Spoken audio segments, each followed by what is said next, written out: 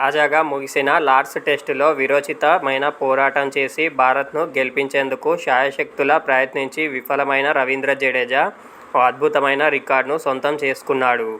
ఈ మ్యాచ్ రెండో ఇన్నింగ్స్లో జడ్డు భారత్ను గెలిపించే ప్రయత్నంలో భాగంగా అజేయమైన 61 పరుగులు చేయడంతో అంతర్జాతీయ క్రికెట్లో 3 ఫార్మాట్లలో కలిపి 7,000 పరుగులు పూర్తి చేసుకున్నాడు.